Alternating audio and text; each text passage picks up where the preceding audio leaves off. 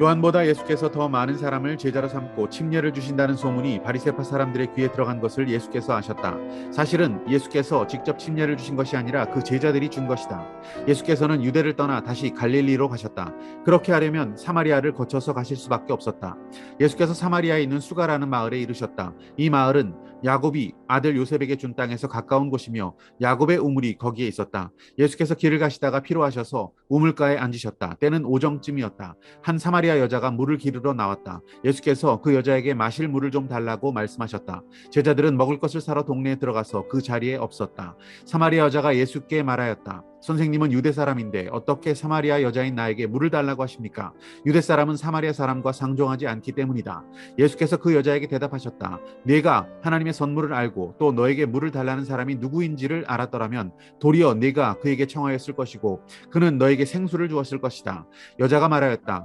선생님에게는 두레박도 없고 이 우물은 깊은데 선생님은 어디에서 생수를 구하신다는 말입니까? 선생님이 우리 조상 야곱보다 더 위대하신 분이라는 말입니까? 그는 우리에게 이 우물을 주었고 그와 그 자녀들과 그 가축까지 다 이 우물의 물을 마셨습니다. 예수께서 말씀하셨다. 이 물을 마시는 사람은 다시 목마를 것이다. 그러나 내가 주는 물을 마시는 사람은 영원히 목마르지 아니할 것이다. 내가 주는 물은 그 사람 속에서 영생에 이르게 하는 샘물이 될 것이다. 할렐루야, 아름다운 새날입니다. 우리 예수님께서는 왜 굳이 사마리아로 가셨을까요? 천한 땅, 버림받은 자들의 땅, 거기 살고 있었던 무명의 여인을 만나주신 예수님의 발걸음. 그 발걸음을 4장 말씀을 통해서 우리도 함께 따라가 보고자 합니다. 거기에 앞서 잠시 우리가 비교할 대상이 있습니다. 바로 앞 3장에서 만났던 니고데모라고 하는 사람입니다. 니고데모는 남자였습니다. 오늘 본문에는 여자가 나오고 있습니다. 니고데모는 유명한 사람입니다. 오늘 본문에는 무명한 사람이 나옵니다. 니고데모는 유대인입니다. 오늘 본문에는 사마리아인이 나옵니다.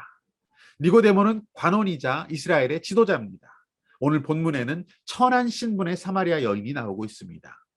니고데모는 연장자입니다. 나이가 많습니다. 하지만 오늘 본문에 나오는 여인은 아마도 젊은 여인이었을 것으로 보입니다.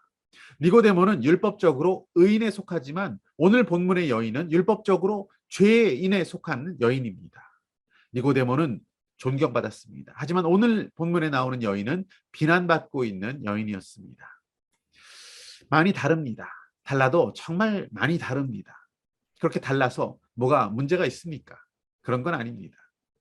그런데 이 두 사람을 이어 만난 예수님의 기록에서 우리가 알게 되는 것은 아무리 다른 부류의 사람이라도 잘난 사람이거나 아무리 못난 사람이라도 우리 주님이 필요치 않은 사람은 없다는 것을 알게 됩니다. 주님께서 관심을 갖지 않은 사람은 없다는 것을 우리가 확인할 수 있게 됩니다. 예수님은 유대를 떠나서 갈릴리로 가시는 길에 사마리아 땅을 지나치게 됩니다.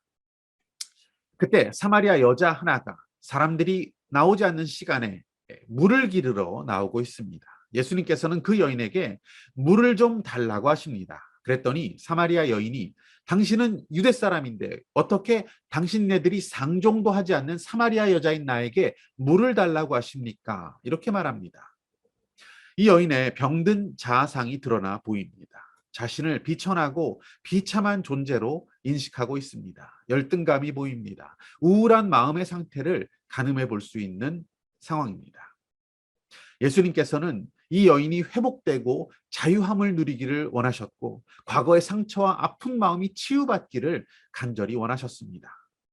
예수님께서는 이 사마리아 여인이 모르고 있는 두 가지의 사실을 10절 말씀을 통해서 드러내십니다.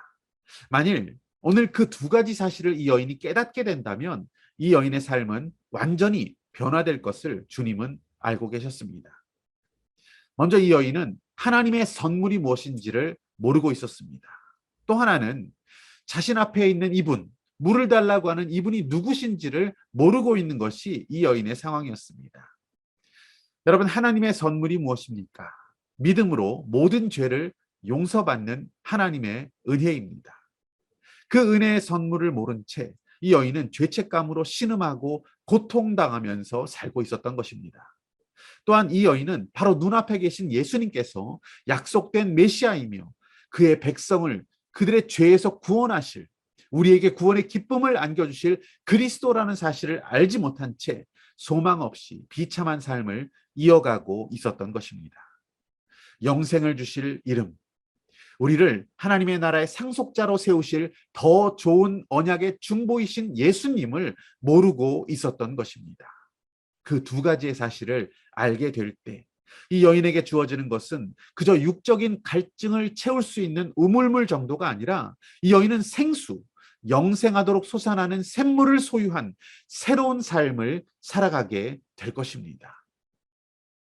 오늘 영혼의 갈증으로, 상처와 아픔으로, 우울함과 병든 자아상으로 아파하는 분이 계시다면 죄인의 구주 되신 우리 예수님을 꼭 만나시기를 축복합니다. 오늘 붙드신 하나님의 말씀과 믿음의 결단은 무엇입니까?